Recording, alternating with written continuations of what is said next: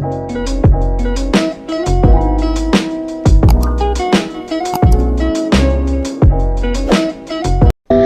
tahu permainan lato-lato yang lagi hit sekarang kan? Iya. Jadi lato-lato itu tuh muncul pada akhir 1960-an dan mulai populer pas awal 1970-an. Nah, gue mau ceritain ternyata tuh ada hal mistis di balik permainan ini yang gak semua orang tuh tahu. Serius lu? Iya, Bi. Anjir, oke. Jadi ada anak kecil, namanya kita sebut aja Benny. Benny ini anak tunggal dan tinggal sama mama papanya di Makassar. Benny tuh masih kelas 4 SD, jadi umurnya sekitar 9 tahunan.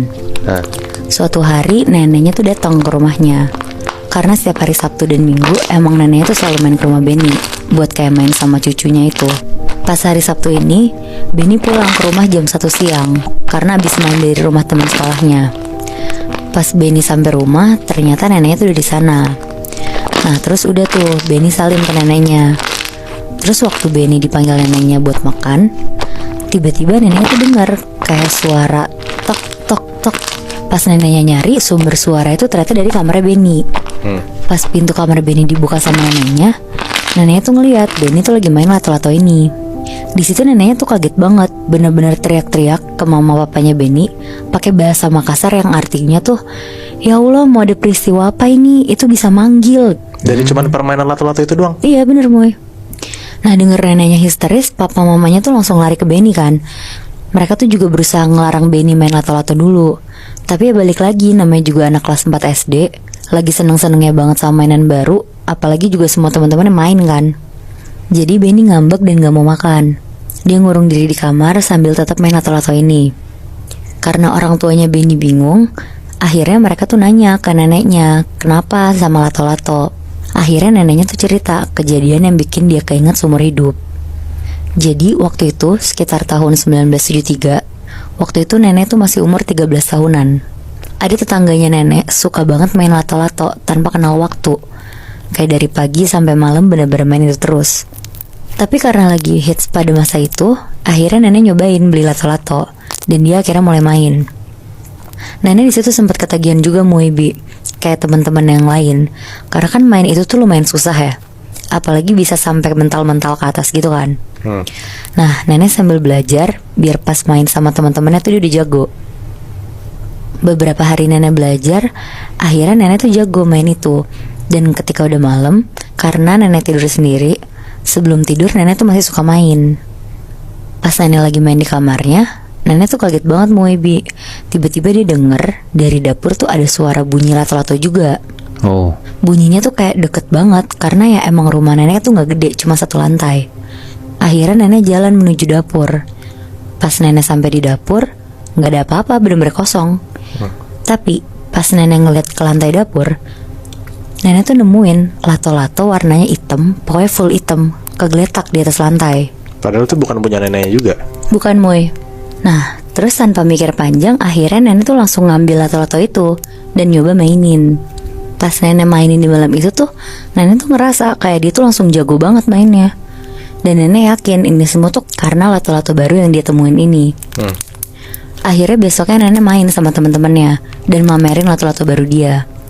Teman-temannya pun kaget kenapa nenek tuh bisa punya yang warna hitam dan bagus banget kelihatannya emang.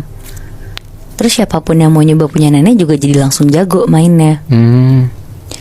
Dari situ nenek tuh ngerasa kalau emang lato-lato barunya dia tuh semacam kayak jimat keberuntungan dia gitu loh, Bu Ibi.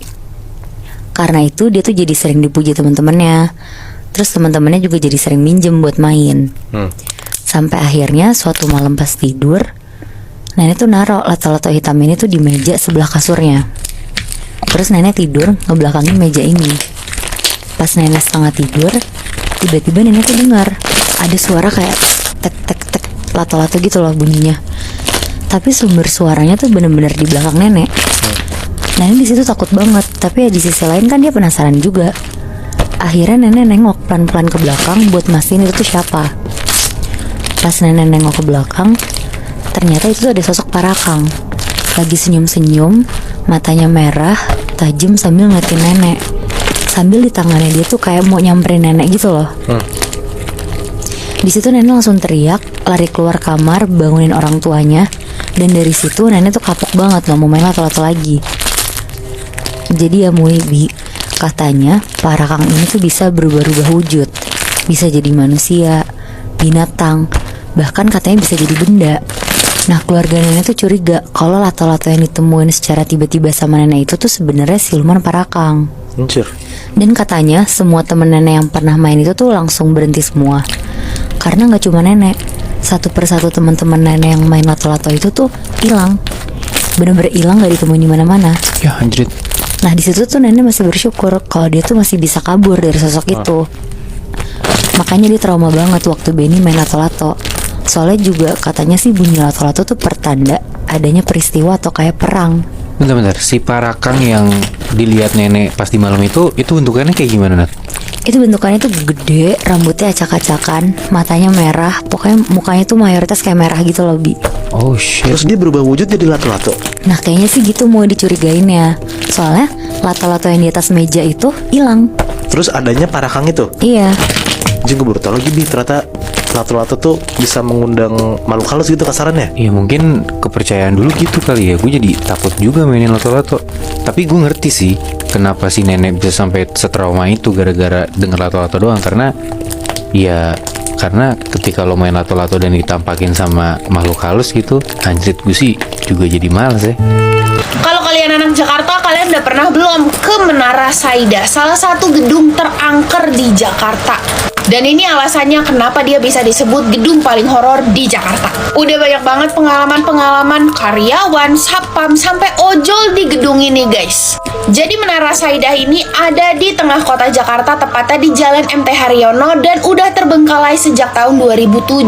Katanya menara ini itu dibangun di lahan pemakaman, guys. Dulu karyawan-karyawan dan satpam sini itu banyak yang bilang kalau mereka sering dengar ada yang nangis di lantai basement, dan mereka juga sering kayak ditepok, terus juga bahkan dipukul di basement sama sosok yang nggak kasat mata, guys. Terus juga katanya karyawan sini setiap malam itu liftnya itu nggak mau ketutup, guys.